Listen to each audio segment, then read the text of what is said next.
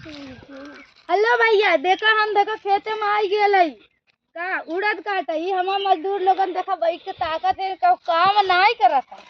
हम ही सबसे ज्यादा काम हम ही करत है। ठीक बा, देखा इन्हन लोगन कौन सजा दे, जल्दी कमेंट करके बतावा और बतावा ये हमार फसल सबसे अच्छी भइली है कि खराब भइली है, जरूर से कमेंट करके बताइए। ठीक, अरे मुझे तो दिखाना, कैमरामैन पागल है, वो दूसरों को दिखा रहा, मैं बोल रही हूँ तो दूसरे के तरफ दिखा रहा है।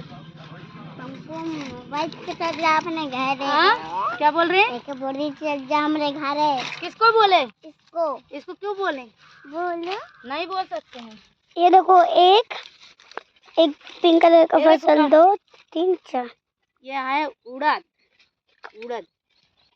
काली उड़द, नीली उड़द है, ग्रीन उड़द है।